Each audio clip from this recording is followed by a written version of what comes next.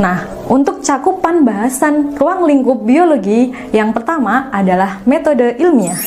Sedangkan yang kedua adalah cabang-cabang ilmu biologi. Nah, untuk cakupan yang pertama adalah metode ilmiah. Nah, biologi adalah salah satu jenis ilmu sains yang mengalami perkembangan terus-menerus sampai ada ilmu baru yang nantinya akan menggantikan ilmu yang lama. Nah, dalam berkembang, biologi itu membutuhkan prinsip metode ilmiah. Metode ilmiah dikenal dengan istilah MOHEC. MOHEC singkatan dari M-nya adalah masalah, O-nya adalah observasi, H-nya adalah hipotesis, E-nya adalah eksperimen, dan K-nya adalah kesimpulan. Nah, untuk yang pertama adalah masalah. Masalah di sini merupakan rumusan masalah. Nah, rumusan masalah di sini harus spesifik dan juga berupa pertanyaan. Nah, kemudian untuk yang kedua adalah observasi. Observasi di sini bisa dilakukan secara langsung maupun secara tidak langsung. Nah, untuk observasi yang dilakukan secara langsung, yang pertama itu bisa dilakukan dengan terjun langsung atau wawancara. Nah, yang kedua adalah observasi secara tidak langsung.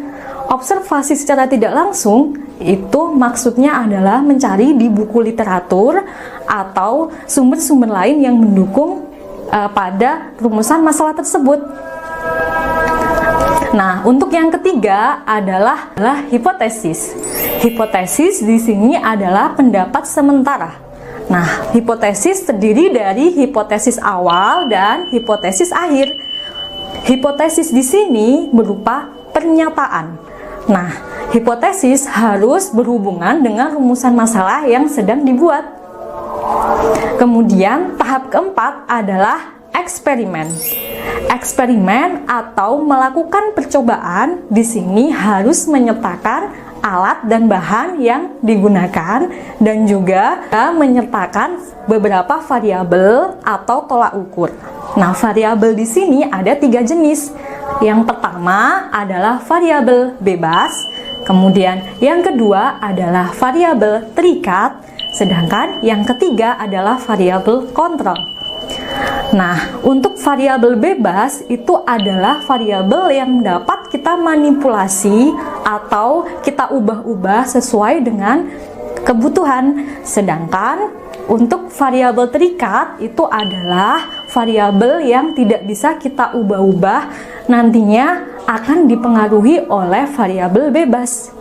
Sedangkan untuk variabel kontrol itu adalah variabel yang tidak diberikan perlakuan.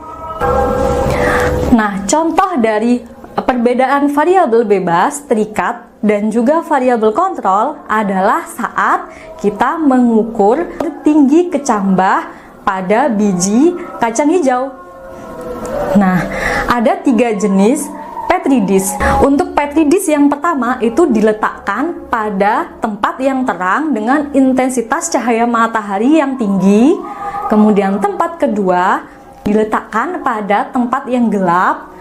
Kemudian Petri dish yang ketiga itu diletakkan pada tempat yang redup. Nah, masing-masing dari Petri dish dilakukan penyiraman air selama 3 kali sehari. Kemudian yang akan kita ukur nantinya adalah tinggi dari kecambah dan jumlah daun pada masing-masing perlakuan. Yang berperan pada variabel bebas di sini adalah intensitas cahaya matahari yang diberikan pada masing-masing Petri dish.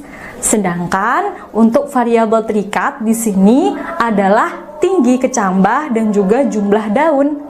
Sedangkan yang ketiga adalah variabel kontrol.